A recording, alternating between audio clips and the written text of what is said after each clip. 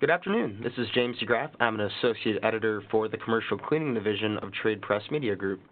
Thank you for attending today's webcast titled Coronavirus, Protecting the Facility, Occupants, and Staff Through Proper Cleaning and Disinfection. Our presenter today is Sherry Solomon. Sherry is president and founder of Clean Health Environmental, LLC. Clean Health provides infection prevention and industrial hygiene training and consulting services geared towards healthcare personnel and vendors responsible for infection prevention, cleaning and disinfection, facility operations, and maintenance practices. Ms. Solomon possesses more than 19 years of environmental consulting and federal regulatory experience.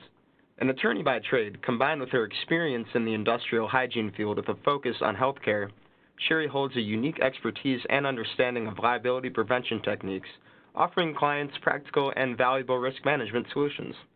Today's learning objectives include learning what coronavirus is and how it spreads, reviewing proper protection, which includes PPE and hygiene, examining cleaning and disinfection best practices, reviewing industry and governmental resources and guidance, and finally, discussing future and emerging technologies for getting ahead of the next outbreak. Before we get started, I'd like to cover a few details about today's event. A live question and answer session will follow today's presentation. To submit questions, please use the Q&A panel on the right-hand side of your screen and send your questions to all panelists. Our presenter will answer as many questions as time permits. By the end of the day, all participants will receive an email containing a link to download a PDF copy of today's presentation slides. You'll also receive a link to a brief online assessment. Upon successful completion of this assessment, you'll receive your CEU certificate. And with that, I'll turn it over to Sherry.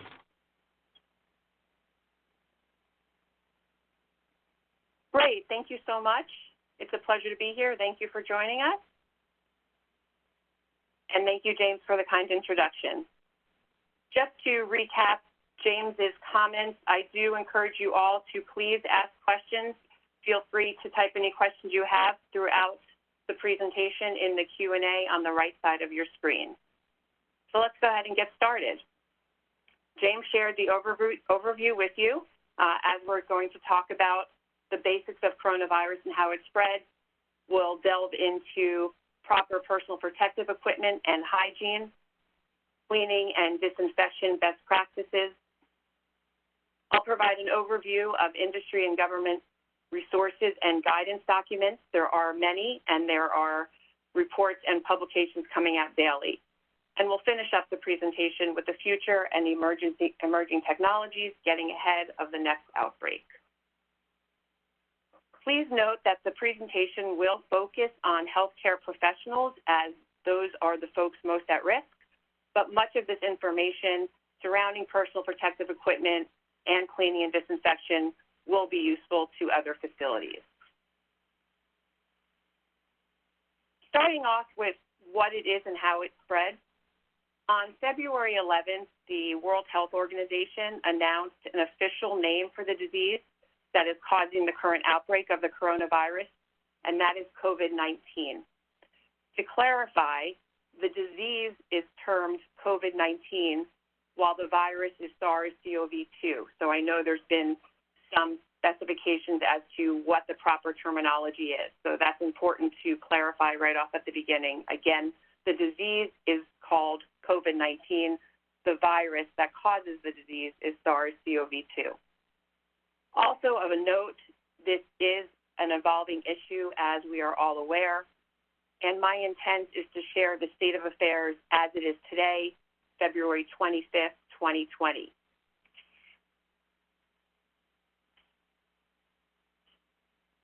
The coronavirus are a large family of viruses that are common to many different species of animals, including camels, cattle, cats, and bats. Rarely, animal coronavirus can infect people and then spread between people, such as MERS and SARS, and now this new virus, SARS-CoV-2. These family of viruses can cause illnesses ranging from the common cold to more severe diseases. SARS-CoV-2 is a novel or new coronavirus that was first identified in humans in Wuhan, China in December 2019. While not common, coronaviruses can be zoonotic, meaning that they can be transmitted between animals and people.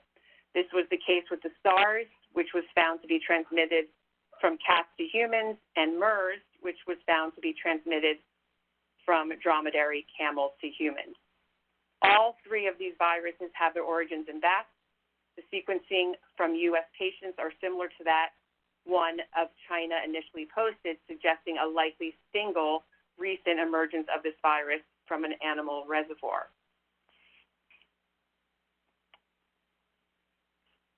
In looking at the most recent data, this is from the World Health Organization. I just picked this up this morning.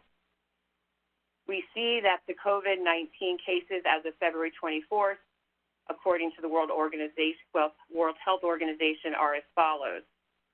So we see that we have significant spreading over the past number of days.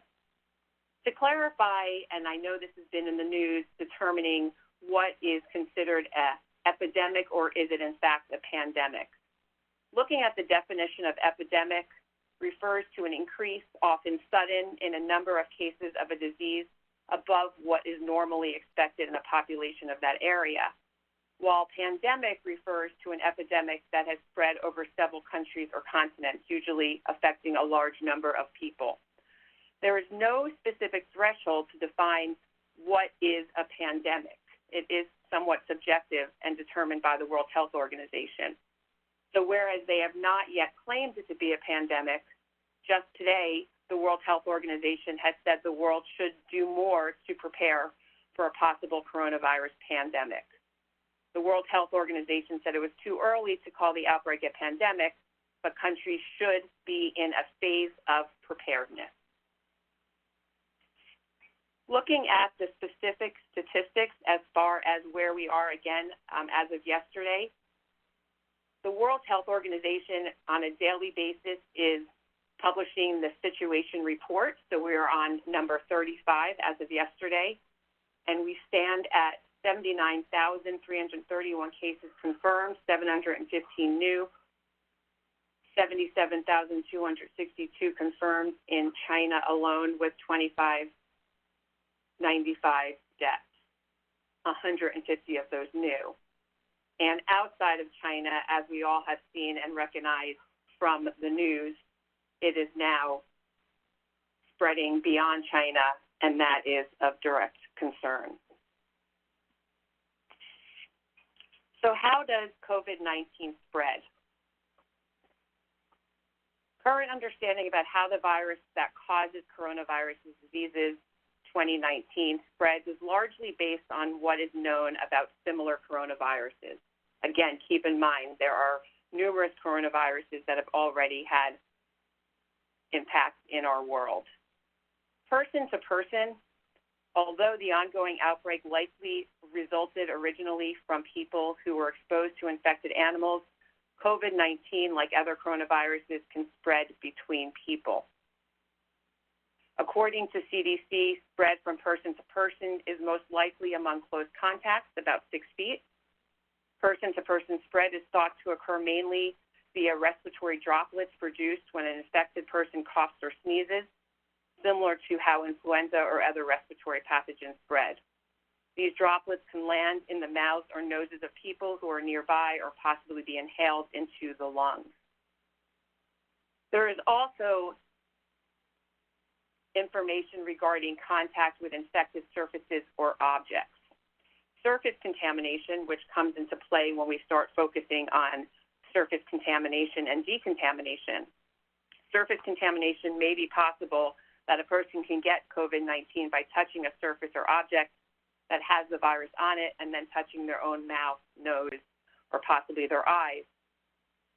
This is not thought to be the main way that the virus spreads, but there's significant evidence that confirms that it can spread through impacted surfaces. Just in the past 4 to 5 days, there's also been a number of studies that have been published related to fecal contamination. They isolated the coronavirus from one patient who had severe pneumonia and examined the virus under electron microscopes and found that the coronavirus was viable. And what this means is that the stool samples may contaminate hands, food, water, etc., the China CDC reports people who use the bathroom and then don't wash their hands can spread the virus to others, for instance. So to avoid fecal contamination, the CDC recommends washing your hands frequently, disinfecting surfaces, maintaining personal hygiene, avoiding consumption of raw food, boiling water before drinking it, and disinfecting hospital environments. So again, it gets back to the concern surrounding surface contamination, which is a focus of this presentation.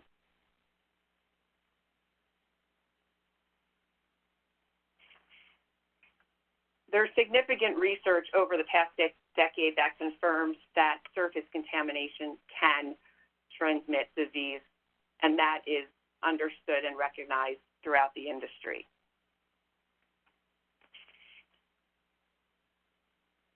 In regards to protecting ourselves and personal hygiene, the CDC and the World Health Organization have published a number of studies, a number of guidance documents surrounding personal protective equipment and protecting ourselves. This list is from the Centers for Disease Control and Prevention, and we all recognize that there are ways to prevent infection from the coronavirus, as it is similar to other respiratory illnesses. Washing our hands with soap and water for 20 seconds.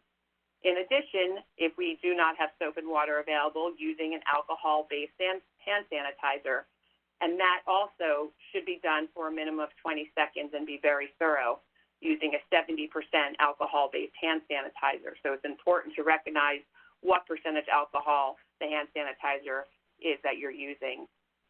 Again, the transfer occurs through the potential of the impact to your mucous membrane, so avoid touching eyes, nose, and mouth with one unwashed hand, avoiding close contact, covering your cough and sneezing using appropriate cough etiquette with a tissue or shirt sleeve, not your hands, and cleaning and disinfecting frequently touched surfaces such as toys and doorknobs, especially if someone is sick.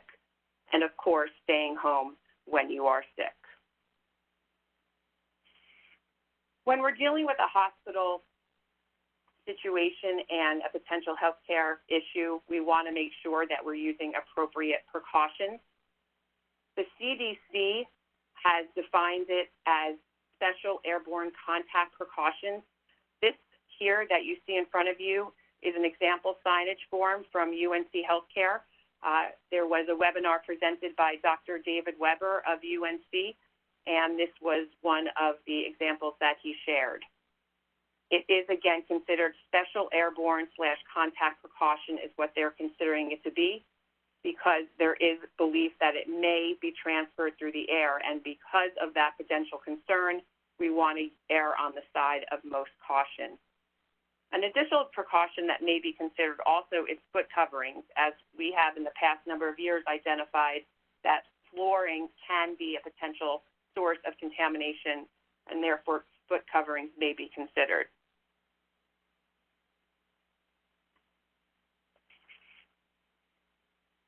This slide also is from Dr. David Weber's presentation, and as we get into the different guidance documents that have been made available, one being from the Centers for Disease Control and Prevention, this is from that guidance document.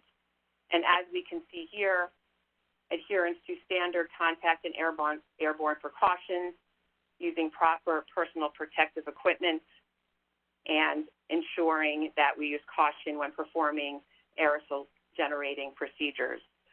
So on that note, employers should select appropriate personal protective equipment and provide it to healthcare professionals in accordance with OSHA's personal protective equipment standards. Healthcare professionals must receive training on and demonstrate an understanding of when to use personal protective equipment and what PPE is necessary. And equally important, proper training on how to properly don and doff your personal protective equipment to prevent any self-contamination. In addition, the training should include how to properly dispose of or disinfect and maintain personal protective equipment and the limitations of the personal protective equipment. Any reusable PPE must be properly cleaned, decontaminated, and maintained after and between uses. Facilities should have policies and procedures describing a recommended sequence for safely donning and doffing personal protective equipment. To get in a little bit of detail as far as each, our gloves, performing hand hygiene. As I always say, gloves are not magic. If we touch a contaminated surface with our gloves and we touch our eyes, our nose, our mouth, there is that potential for cross-contamination. So we need to make sure that we are using proper gloves, personal protective equipment, and proper hand hygiene. Performing hand hygiene, then putting on a clean, non-sterile glove upon entry to the patient room or care area, and changing gloves if they become torn or heavily contaminated, removing and discarding gloves when leaving the patient room or care area, and immediately performing hand hygiene. In regards to our gowns, putting on a clean isolation gown upon entry into the patient room or area, changing the gown if it becomes soiled, removing and discarding the gown in a dedicated container for waste or linen before leaving the patient room, and disposable gowns should be discarded after use. Disposable means it is used only one time. In regards to respiratory protection, as we recognize that there may be that opportunity for transfer of infection through airborne means, ensuring you're using the proper respirator that is protective and fit tested under NIOSH certified disposal, an N95 respirator at minimum when entering a room or care area. Disposable respirators should be removed and discarded after exiting the patient room or carrier and closing the door, and of course performing hand hygiene. If you're using a reusable respirator such as a PAPR, a powered air purifying respirator, must be cleaned and disinfected according to the manufacturer's instructions. Eye protection, using appropriate eye protection goggles to protect your eyes, not glasses, but in fact goggles that will protect your eyes upon entry to the patient room or care area, and removing the eye protection before leaving the patient room or care area. If it is reusable, needs to be cleaned and disinfected per the manufacturer's instructions. In regards to aerosol generating procedures, some procedures performed on COVID-19 patients could generate infectious aerosols. In particular, procedures that are likely to induce coughing should be performed cautiously and avoided if possible. If you are performing these procedures, it should take place in an airborne infection isolation room, and personnel should use respiratory protection as described above. In addition, it should be considered of limiting the number of healthcare professionals present during the procedure to only those essential for patient care and procedural support, and cleaning and disinfecting procedure room surfaces promptly as described in the section on environmental infection control that I will go over in a few minutes.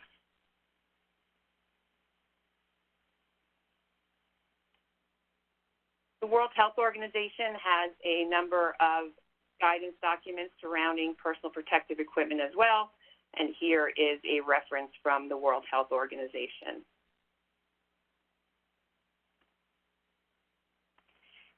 Here is some additional information from the World Health Organization, again, highlighting how we are going to be donning and doffing our personal protective equipment, specifically our mask, and making sure that it's properly fit tested and properly removed and disposed of appropriately.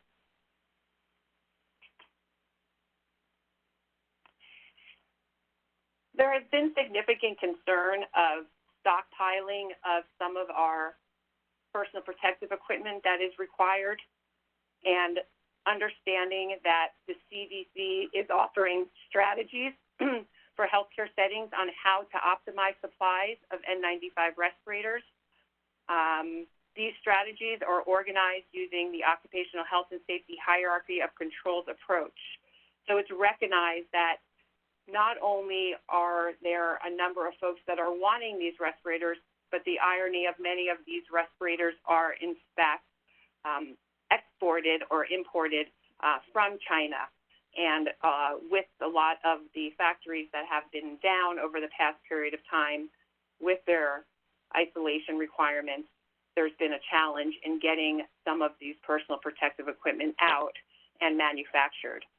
Per CDC, based on the current COVID-19 situation and availability of personal protective equipment, CDC has specific recommendations. And as we learn more about COVID-19 and as the needs of the response or availability of PPE within the U.S. healthcare facility changes, CDC will continue to update that guidance.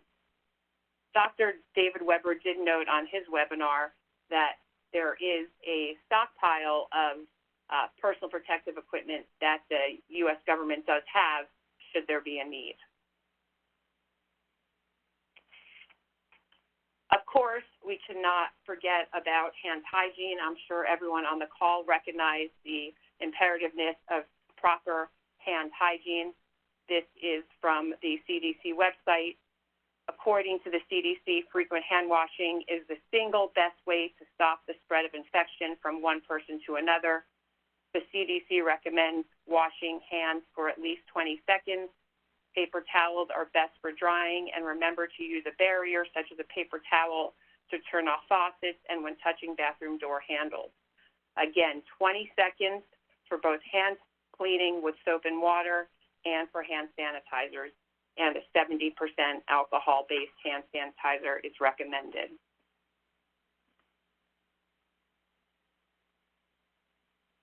So let's move in now to our cleaning and disinfection best practices. Again, this is an evolving issue, and so my goal here really is to collate the latest information surrounding the potential for contamination and how we best go about conducting cleaning and disinfection. This is a report that has received a lot of publicity over the past number of days, and this literature review focused on previously known coronaviruses and analyzed the available data on how long coronaviruses can live on hard surfaces. Examples of hard surfaces would be metal, glass, plastic, and which ingredients and disinfectants can inactivate them. The team that published this report compiled information on human viruses such as the coronaviruses that cause SARS and MERS, as well as animal viruses such as canine coronavirus, CCV. Before we delve into the findings of that study, I thought it was very interesting to come across this publication. This was just published on February 18th from the World Health Organization. So the position of the World Health Organization is the role of environmental contamination in the transmission of COVID-19 is not yet clear. So whereas we have a lot of data validating the potential for environmental contamination when we're looking at other types of coronaviruses, they do want to focus primarily on this COVID-19. And so what they've done here is published a protocol titled Surface Sampling of Coronavirus Disease, a practical how-to protocol for healthcare and public health professionals, and it's designed to determine viable virus presence and persistence on fomites in various locations where COVID-19 patients are receiving care or isolated, and to understand how fomites may play a role in the transmission of the virus. So really trying to find that validity and that documentation that we generally recognize in the industry as likely surface contamination can cause potential infection. And it's important to note that the role of CDC, the role of the World Health Organization, is to scientifically validate. And so as healthcare professionals, we want to make sure that they're most protected.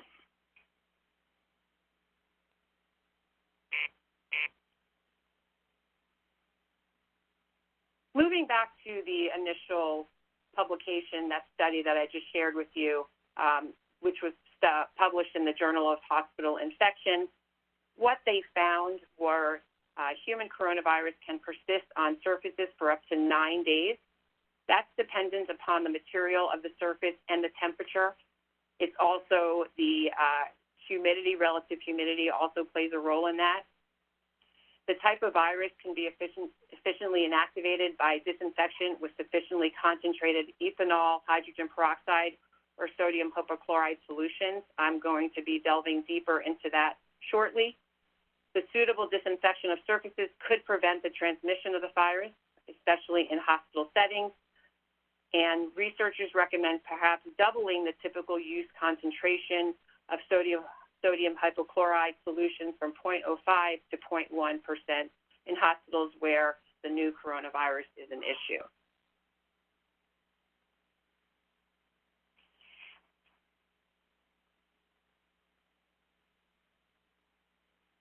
So talking about the risk of infection via surfaces, and it's important to recognize what sort of virus the coronavirus is, because in order to determine the type of coronavirus is going to determine the appropriate type of disinfectant.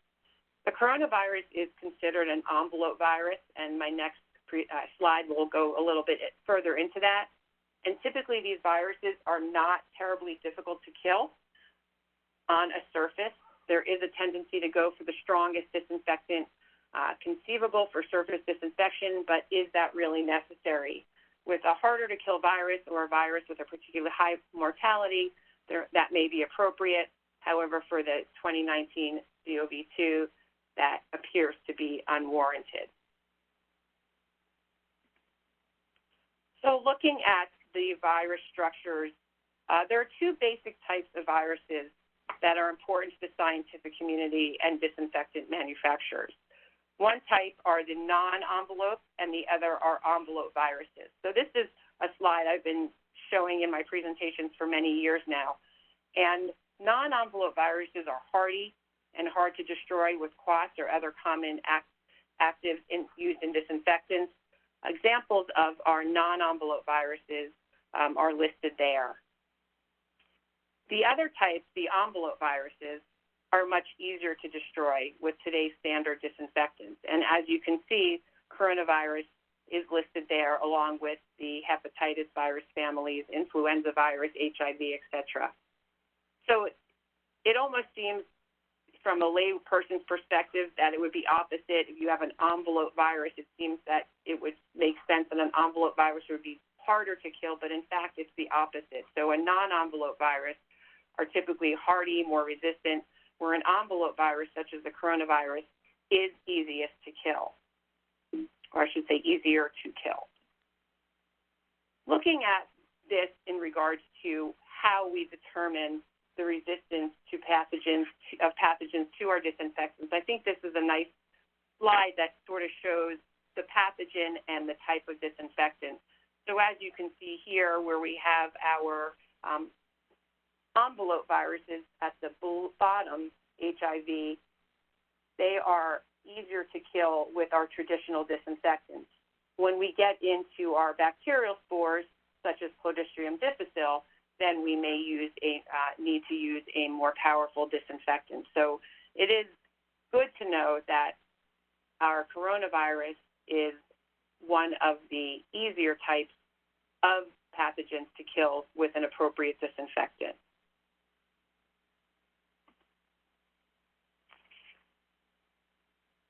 What's also important to recognize is the dwell time and the time that that disinfectant must remain wet on a surface to kill that microorganism. And that study that I just mentioned did look at the appropriate disinfectant time and the appropriate dwell time, and we will delve into those further. So not only using the appropriate disinfectant for the specific pathogen we're trying to kill, but also to make sure we're using the appropriate dwell time, contact time, to make sure that that is appropriately killed and alleviated. As always, when we're dealing with potential cross-contamination via surfaces, we need to consider high-touch surface areas. Here, again, is an example of a number of high-touch surface areas that we should be focusing on when we are doing our proper cleaning and disinfection. Surfaces with regular hand contact are considered high-touch surfaces. So depending on what type of facility you're in will be dependent upon how you determine what is considered a high-touch surface area. High-touch surface areas are resident areas, including such items as telephones, doorknobs, bed rails, light switches, faucets, all of the above. The surfaces must be cleaned and disinfected to protect the patient, reduce the spread of infection, or to protect the residents of the building, depending on the type of facility you're located.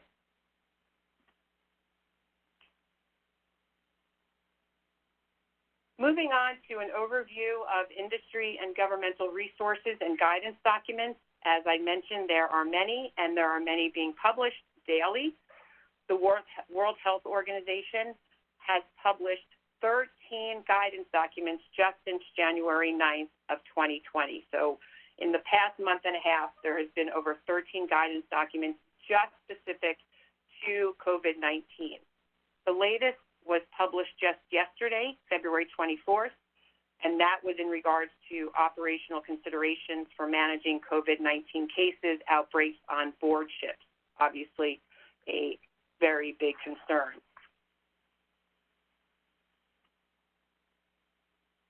The most pertinent for our needs is the infection prevention and control during healthcare when novel coronavirus infection is suspected, the interim guidance.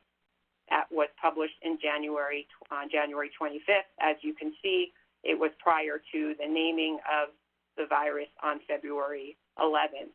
So if you are looking for additional information, I would direct you to this publication here.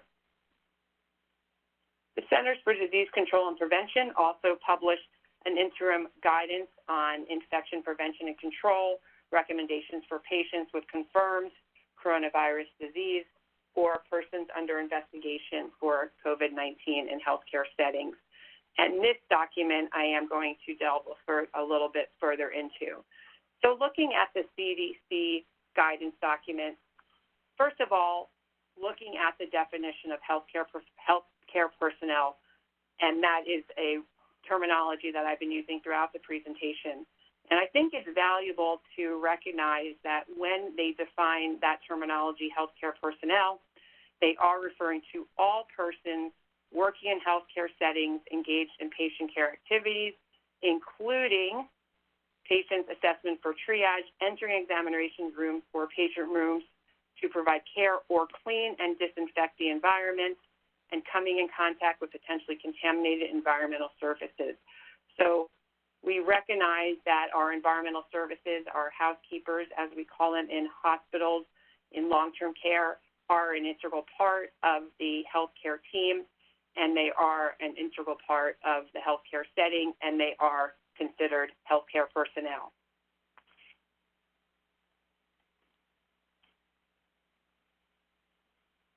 The CDC outlined 8 recommendations in regards to this specific guidance document I'm referencing now.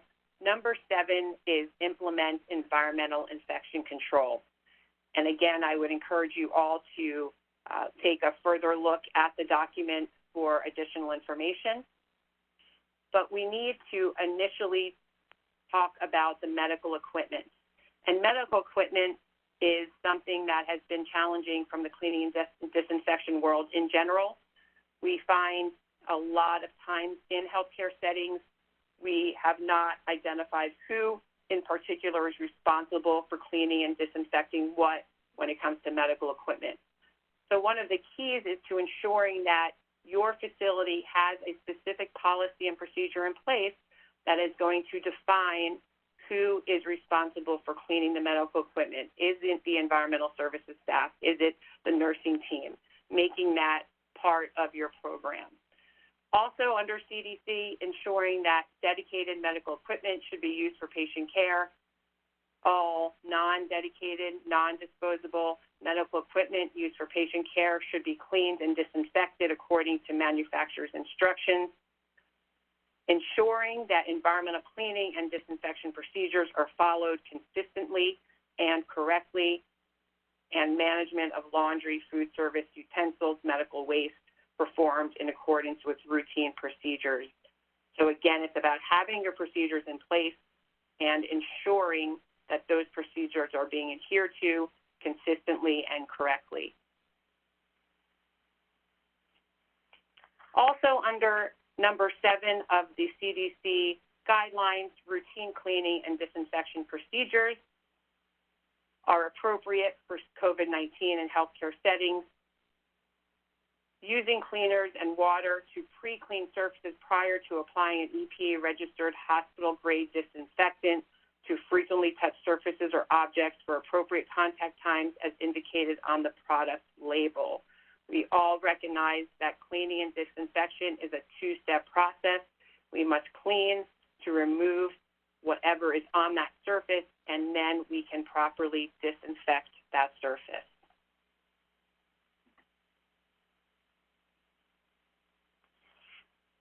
Also, as part of the recommendations under the Centers for Disease Control and Prevention, the Environmental Protection Agency activated the emerging viral pathogen guidance for antimicrobial pesticides. And this was released, as I mentioned, January 29th.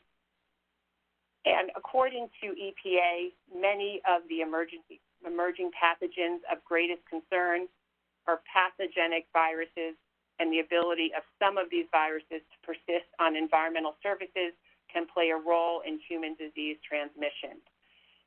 The guidance initially was issued in 2016, and it details a process in which companies holding current EPA registrations under FIFRA, the Federal Insecticide, Fungicide, and Roticide Act, for certain disinfectant products can promote those products for use against emerging pathogens like the coronavirus. So as many of us recognize on the phone, there is a process to become a EPA-registered disinfectant for a specific type of pathogen.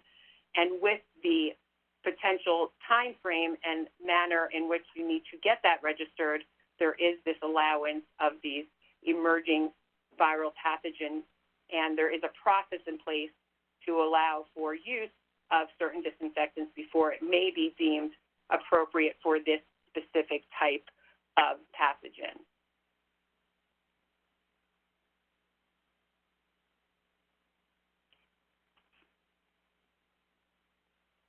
The process that's in place, products with EPA-approved emerging viral pathogens are recommended for use against COVID-19. So these products can be identified by the following claim, as you can see here. Don't need to read it to you, but the point is that there are a number of products and disinfectants that are successful in killing COVID-19, and we want to make sure that we are using the appropriate ones, and there is a process in place for the manufacturers to allow that. And there's additional information on the CD website if you want to learn more about how registrants with a pre-qualified emerging viral pathogen designation can include that information on their labeling and can publish it appropriately.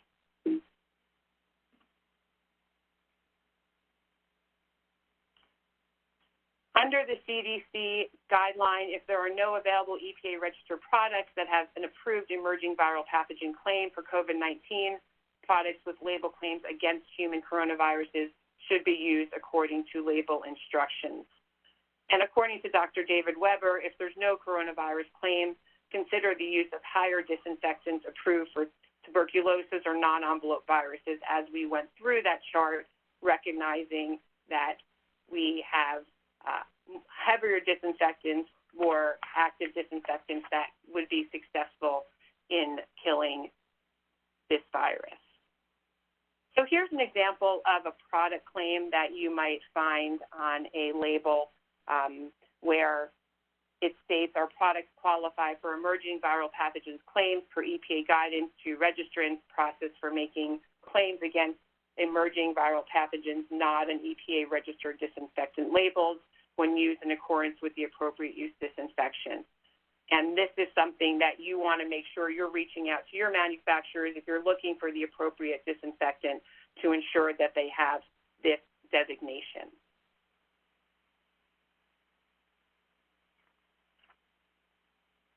In addition to the World Health Organization and the Centers for Disease Control and Prevention, there are a number of other additional resources.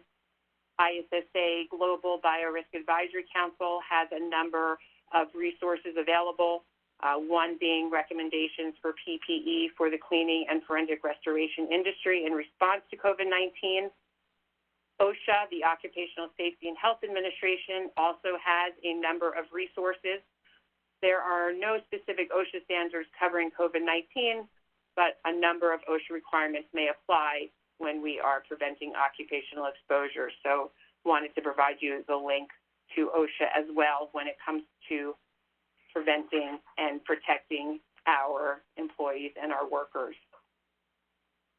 In addition to our standard disinfectants and, again, our two-step process of our cleaning and disinfection, we also have our enhanced disinfection technologies. Hydrogen peroxide vapor, UV, are both alternatives, and they are secondary disinfectants. So we need to recognize and ensure that we understand these are secondary. We do our cleaning, we do our proper disinfection, we impact and we disinfect all surfaces. And as an enhanced secondary disinfection, hydrogen peroxide and UV light are both very good alternatives and both recommended for a secondary disinfection, not using it solely, but using it as a secondary disinfection. Another way to verify and to validate that we are, in fact, properly cleaning and disinfecting all of our surfaces, as we recognize through previous studies of cleaning and disinfection in healthcare facilities, unfortunately, we are not getting 100% of our surfaces in a healthcare facility properly cleaned and disinfected. So there are different cleaning validation tools. And again, this goes back to having your facility policy and procedure, having validation mechanisms and methodologies for validating cleaning. And ATP is one option for validating your cleaning, and other alternatives such as fluorescent gels, very clean, that are resources to help validate proper cleaning and to quantify that and allow that to be part of your data and your documentation.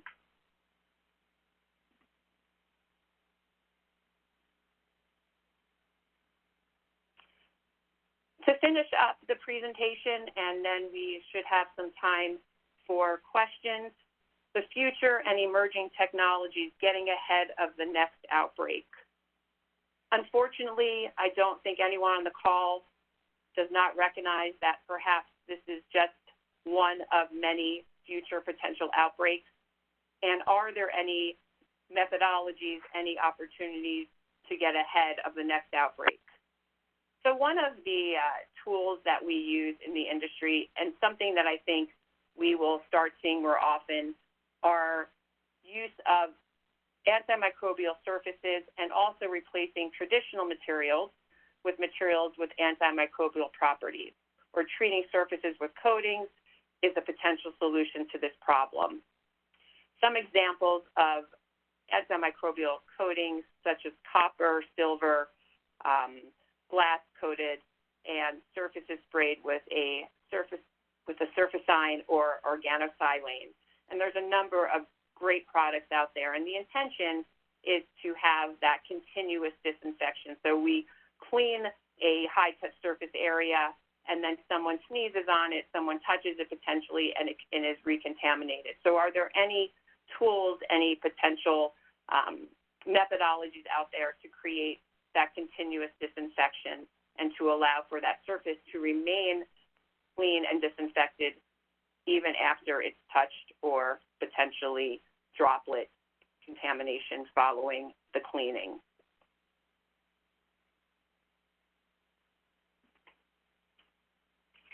Some additional continuous disinfection technologies, such as the disinfecting units, where it's used in an HVAC system, or high-intensity narrow-spectrum light, which is composed of violet light from visible spectrum with a wavelength of 4 or 5 nanometers. And again, these are new technologies. These are still being researched and validated, but this is where we are moving as an industry. Again, it's about ensuring that once we have cleaned and disinfected a surface, is there any opportunity for continuous disinfection? So if someone cleans a surface at 9 a.m. on Friday morning and comes back at 9 a.m. on Saturday morning, is there the opportunity for disinfection between cleanings? And these new technologies are emerging. A lot more research needs to be done, but there's a lot of excitement about it and a lot of interest in enhancing these continuous disinfection technologies.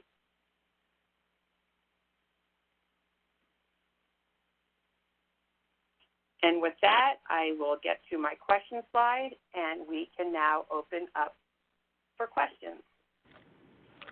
Thank you, Sherry. We've had a great job with getting a lot of great questions here today. I guess we'll kick off kind of going back to the beginning parts of your presentation, mentioning sanitizers as an important method of killing the virus. Do they need to be alcohol-based? So as I said, I just sort of revert back. So as I said, there's a number of different disinfectants that are suitable for disinfecting surfaces. Sodium hypochlorite, traditional hydrogen peroxide, alcohol-based are all successful. Another question that we've gotten is in regard to dwell time, in particular as it relates to spray, the dunking and soaping of mops and cloths for cleaning and disinfecting surfaces. Are there different dwell times that we should aim for? Kind of how do we approach those different types? Yeah, the general answer to that is look at the bottle and adhere to the manufacturer's recommendations and instructions. There are different types of disinfectants that have different dwell times, and so we really can't set one standard dwell time. We need to determine that based on the manufacturer's instructions. So first of all, determining the appropriate disinfectant for that use, and then using and adhering to the dwell times as required under the manufacturer's instructions. So as far as hospital-based disinfecting is concerned, would you recommend a hospital-grade disinfectant such as a chlorine dioxide, as it has no odor and is non-caustic? I'm not as familiar with chlorine dioxide. I would, again, refer them back to the manufacturer's recommendations. What they're really, when you're looking at the bottle and you're looking at the determination, identifying that this is considered an envelope virus and ensuring that it is appropriate for that specific use. As I highlighted when we were talking about the emerging pathogens claims and the labeling of the bottles related to that, as we're getting into the registration specific for this virus, that is also something you want to look at on the bottles to see if it has that emerging pathogens claim that would be successful for killing this virus. And as far as frequencies are concerned, and keeping on top of those, obviously differences between cleaning frequencies and then disinfecting frequencies, what would you recommend for each process, or maybe is it dependent on the type of surface in question? Yeah, there's a lot there. Clearly, like I highlighted, we need to make sure that you're doing your proper cleaning. The intent of the cleaning is to remove what is on that surface, and that needs to be done thoroughly prior to proper disinfection. In answer to how often, that's an ongoing challenge in our industry. As I mentioned, you clean and disinfect the surface, and then someone sneezes on that or touches it, and it's potentially contaminated again. That's why we're looking at continuous disinfection to see if there's any products or any processes out there that can allow for that continuous disinfection between cleanings. But unfortunately, there is no magic bullet out there. And when you're doing your cleaning disinfection, it also always goes back to hand hygiene and ensuring that if you are in that room and you use proper hand hygiene and that patient is using proper hand hygiene and you're not touching your eyes, your nose, your mouth, you're minimizing that opportunity for cross-contamination. So it's really a matter of proper cleaning disinfection as regularly as possible and ensuring that you're using proper hand hygiene throughout the process. Sherry, thank you. And not to backtrack too much here, but we did get another question on dwell time. So just to confirm, chemicals must remain wet to adhere to dwell. Is that correct? That is correct. As we talked about, the dwell time is so important because if we don't have that proper dwell time, and that dwell time can change with a specific chemical based on the pathogen that you're trying to kill. So there may be an example where you have one type of disinfectant and you may need to leave it on the surface for 1 or 2 minutes for one type of microorganism, and you may need to leave it on a longer time to kill another, depending on that chain of command, as I talked about earlier with the Kimberly-Clark slide. So we want to make sure that you're following manufacturer's instructions, you know what pathogen you are trying to kill, and you are adhering to the requirements of that specific manufacturer and that chemical. And just to Sherry, highlight thank that you. again, James, the dwell time is so important because it's not, if you're going to apply it, you may need to reapply that disinfectant another time, 2 times, 3 times to maintain the dwell time. So it's about ensuring, when we talk about dwell time, it's about ensuring that it in fact is wet on that surface for that period of time. Thank you.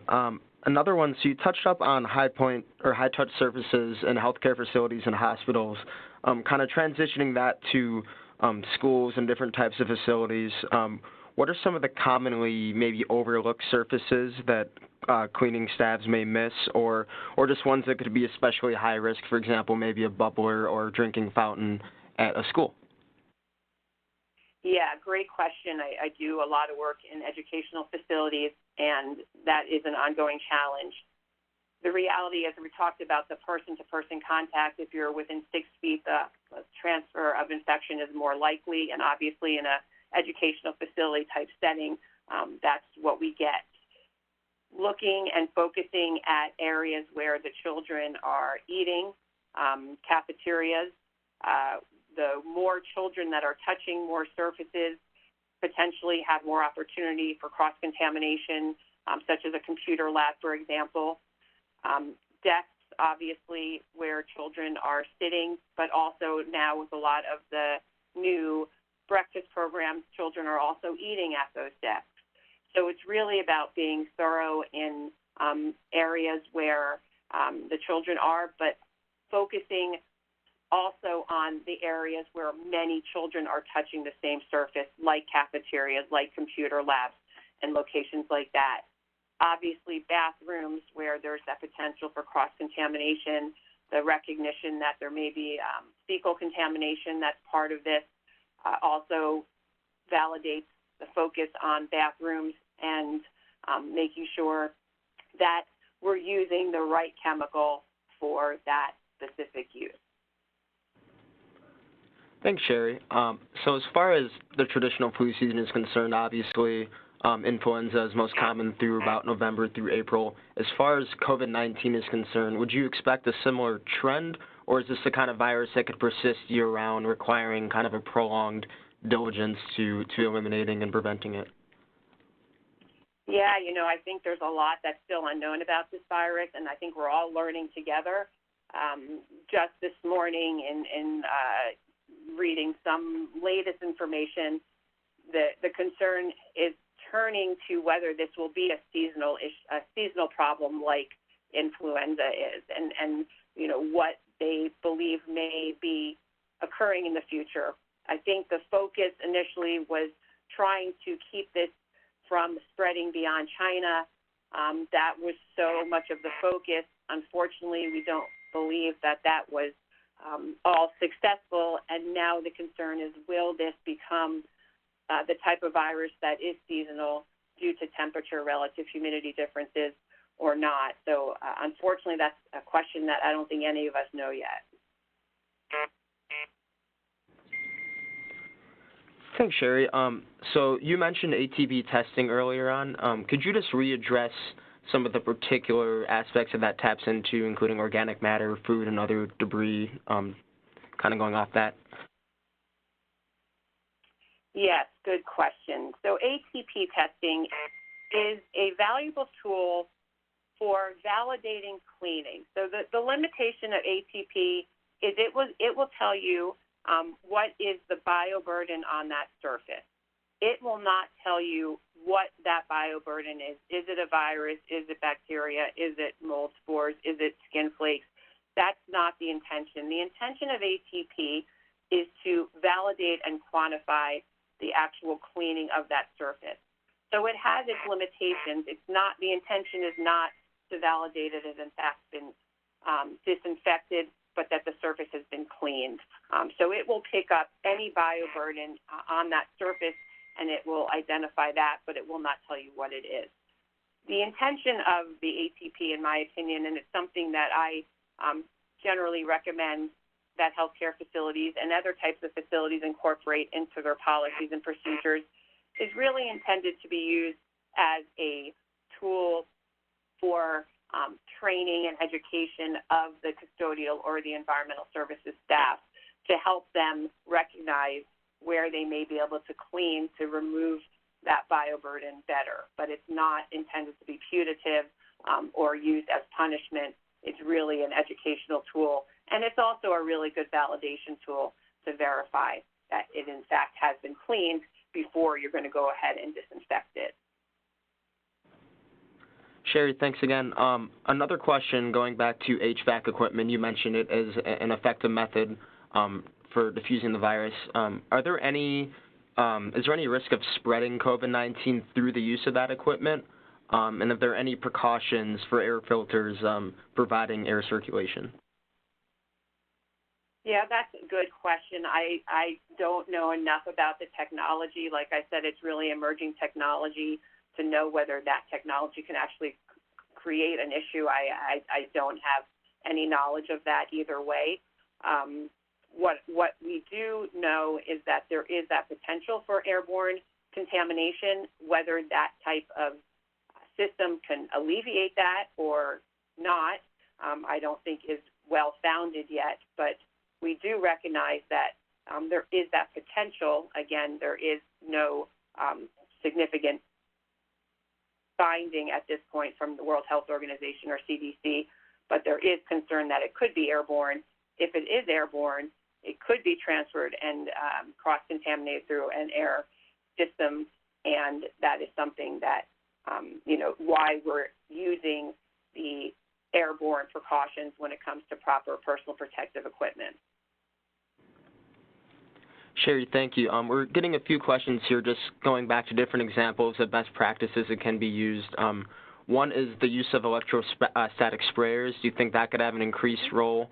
And then also regarding to aerosols, is there any kind of disinfectant that's liquid-based that you could pour into a cloth and wipe surfaces with? Kind of some of your recommendations, maybe going off of those, and anything else that comes to mind? Yeah, I mean, electrostatic sprayers are definitely something we're seeing more in the industry. An electrostatic sprayer itself is just a mechanism for being able to put that disinfectant in a more, comprehensive and consistent manner. So I definitely think that electrostatic sprayers can be successful. But again, that's just the mechanism for utilizing that appropriate disinfectant that's needed. And again, ensuring that the area is properly cleaned before we apply a disinfectant through an electrostatic sprayer.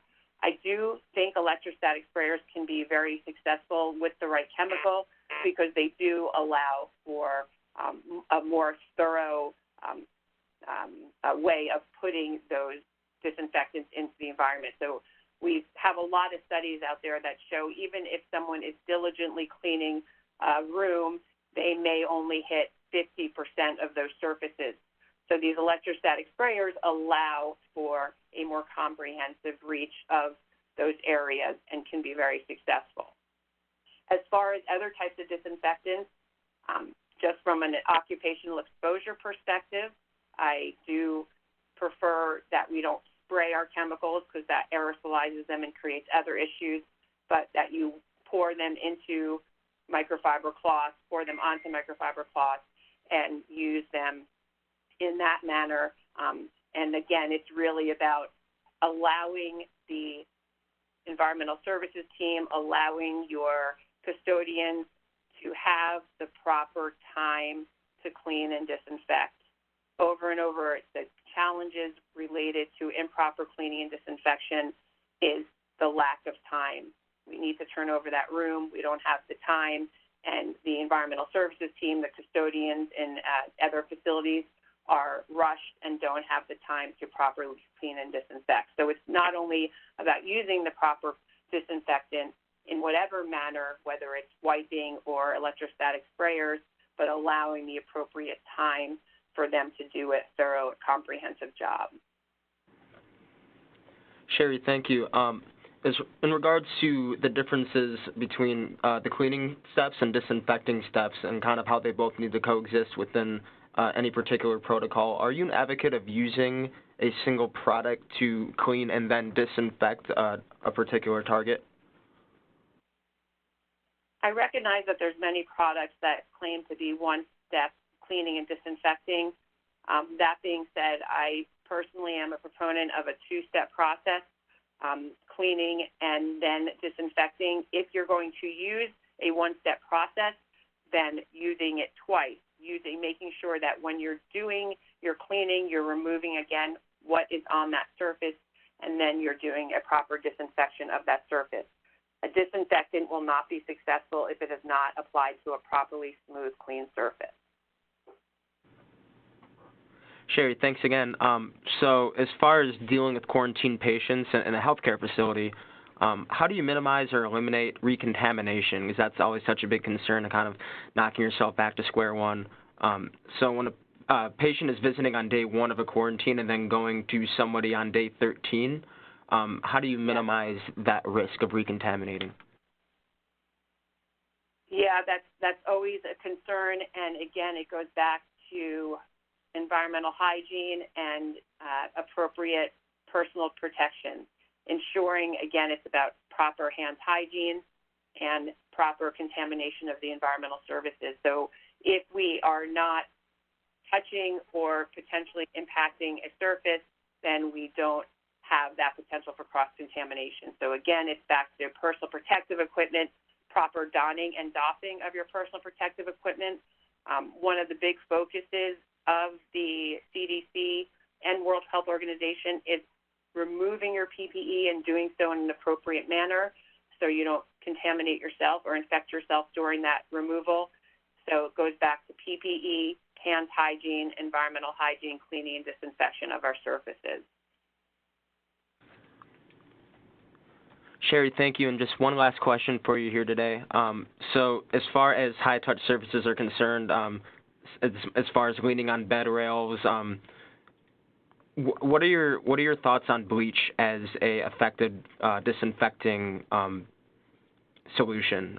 Would that have some of its own challenges? I know there's kind of different schools of thought on bleach and kind of the corrosive nature it can have and if it's worth the effectiveness of getting rid of a virus. Yeah, great question. I am not personally a big proponent of bleach. There, again, it goes back to the slide where we talk about different disinfectants and keeping in mind that this virus is, in fact, an envelope virus, and therefore it does not need the caustic chemical such as bleach. So more is not always better when it comes to environmental decontamination. And we do not need to use bleach. Bleach has its own concerns as far as respiratory issues related to those that are applying the bleach as well as the occupants. We recognize that it can damage different types of materials and instruments. And so, again, it's really about more is not better. We want to use the appropriate disinfectant for that specific virus, that specific pathogen that we're trying to kill. And with this type of envelope virus, bleach is not necessary. Sherry, again, thank you so much for taking the time today, and thanks to all the participants as well. I know we went through a lot of questions there, and there were a few that weren't answered within the allotted time, but please don't hesitate to reach out to either us or Sherry, whose contact information is on the screen ahead of you. Also, by the end of the day, all participants will receive an email containing a link to download a PDF of today's presentation slides. and you also receive a link to a brief online assessment. And upon successful completion of this assessment, you will receive your CU certificate. Sherry, thank you again so much, and for everyone for participating. Hopefully this was informative. I believe it was. So. Thank you so much.